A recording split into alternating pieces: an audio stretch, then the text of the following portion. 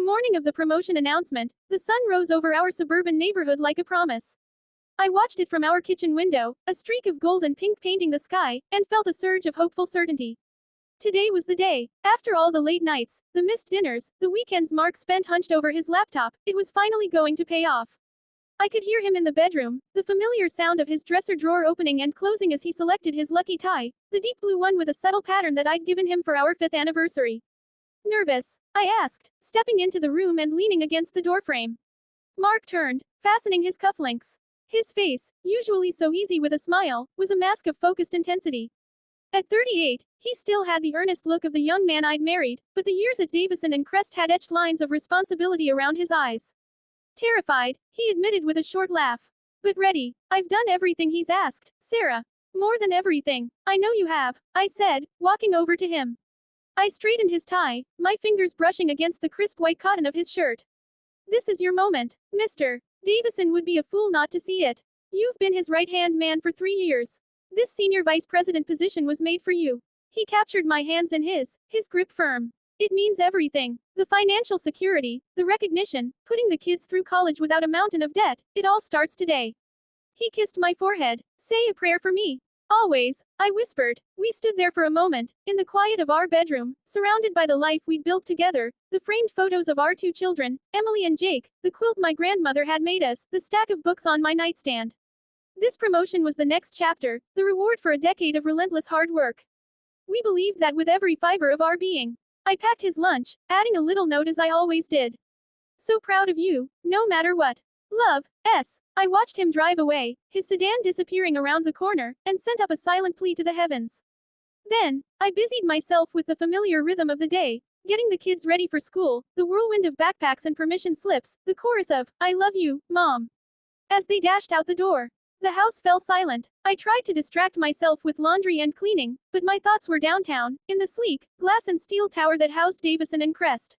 I imagined Mark walking into the executive floor, greeting his colleagues, his posture confident, his smile in place. I imagined him sitting in the large conference room, the one with the panoramic city views, waiting for Mr. Davison to make the announcement. The hours ticked by with agonizing slowness. My phone remained silent. I told myself no news was good news. Perhaps he was in meetings, being congratulated, too busy to call. It was past 6 when I finally heard his car in the driveway. The sound was different, slower, heavier. My heart, which had been fluttering with anticipation all day, sank like a stone. I met him at the door. He looked hollow. His shoulders, usually so square, were slumped. The blue tie was loosened, and his eyes, when they met mine, were devoid of their usual light. He looked like a man who had lost a war. Mark, I said, my voice barely a whisper. He walked past me without a word, dropping his briefcase by the stairs as if it weighed 1,000 pounds. He went straight to the kitchen and poured himself a glass of water, his hand trembling slightly. He gave it to Jennifer Clark, he said, his voice flat, devoid of emotion. The air went out of me. Jennifer was competent, sure, but she'd only been with the company for 2 years. She didn't have Mark's institutional knowledge, his dedication. What? Why? I thought you were a shoo-in. So did I. He finally turned to look at me, and the pain in his eyes was a physical blow. Davison called me into his office afterward. Told me I was a vital asset to the team, and that my contributions were noted. It was a canned speech, Sarah.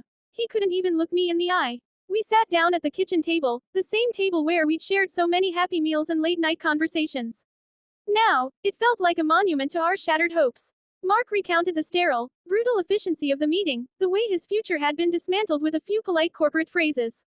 There's more, he said, his voice dropping. He ran a hand through his hair. After the, thanks for playing, speech, he told me to stay.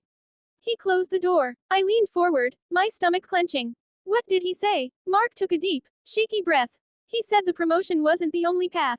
He said he had a special project for me, one that came with its own significant compensation package. A one-time bonus that would dwarf the VP's salary.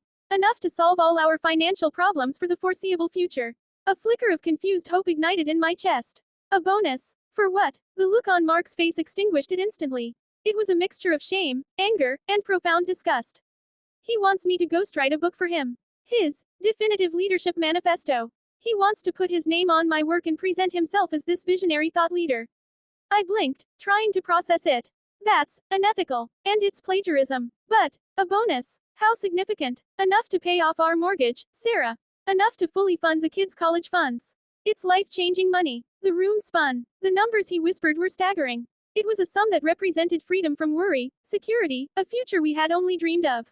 It was dangled in front of us, a golden ticket out of the mediocrity we seemed destined for. And all it would cost was Mark's integrity. All it would cost was his name on work that would forever bear another man's. He said I had a week to decide, Mark finished, his voice heavy with exhaustion.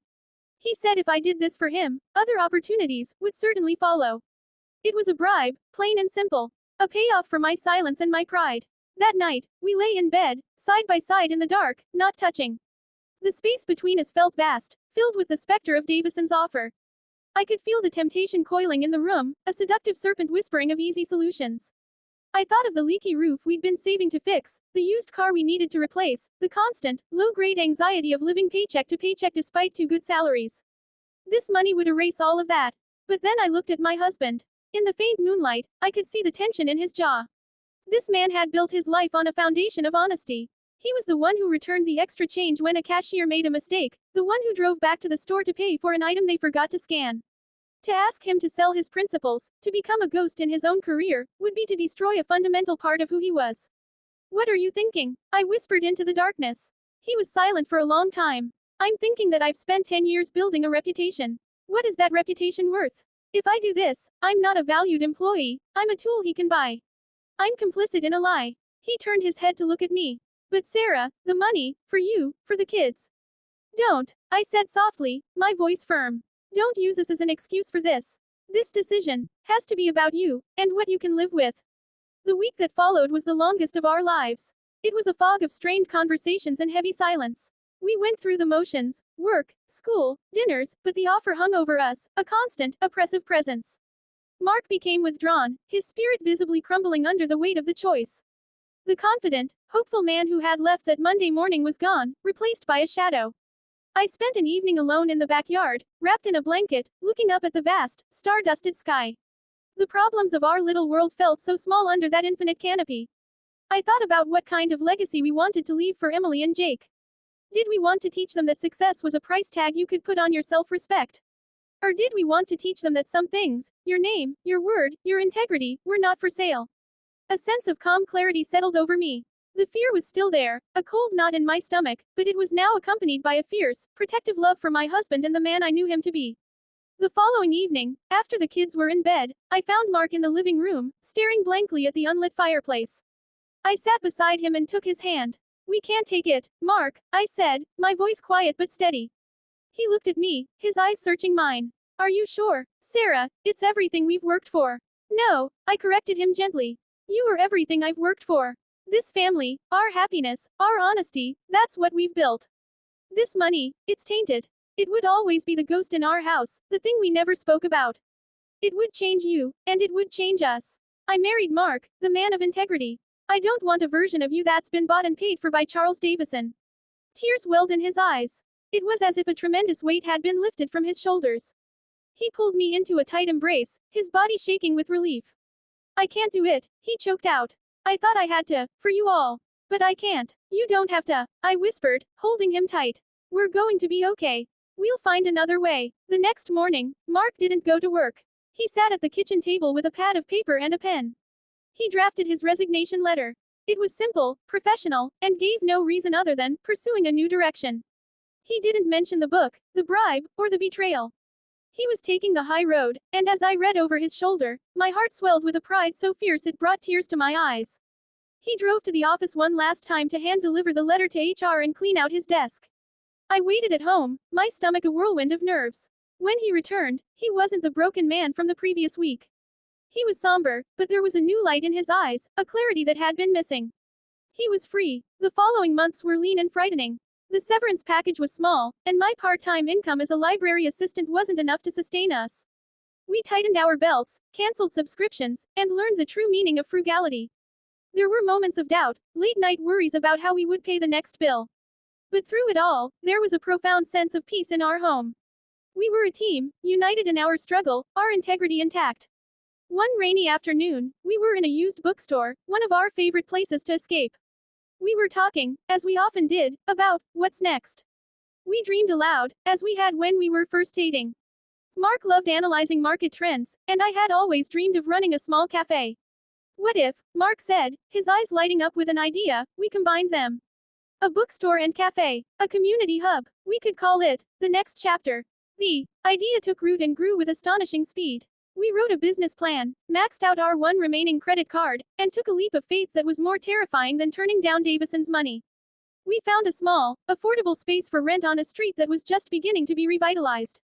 Friends and family, who had heard our story and admired our courage, offered to help with the renovations. 6 months to the day after Mark walked out of Davison and Crest for the last time, we stood in the middle of our new dream. Sunlight streamed through the large front window, illuminating dust motes dancing in the air. The smell of fresh paint and sawdust mingled with the rich aroma of coffee brewing behind the small counter we'd built ourselves. Shelves, still half empty, lined the walls, waiting for stories.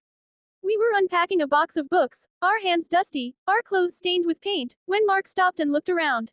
His face was etched with the fatigue of manual labor and the stress of starting over, but his eyes were alive. We did it, Sarah, he said, his voice thick with emotion.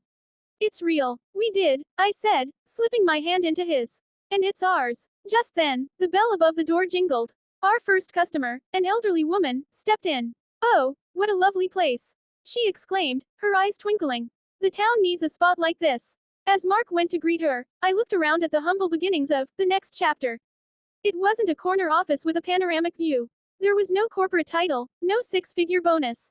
The future was still uncertain, the path ahead paved with hard work and no guarantees. But we had something far more valuable. We had our freedom. We had a dream we had built with our own hands, on a foundation of truth. Charles Davison had offered my husband a fortune to erase his name, but in saying no, Mark had written his own name larger and bolder than ever before, not on a ghost-written book, but on the deed of his own destiny, on the heart of his family, and on the first page of our new, authentic story. And as I watched my husband laugh with that first customer, I knew, without a doubt, that we had chosen right. We had chosen everything.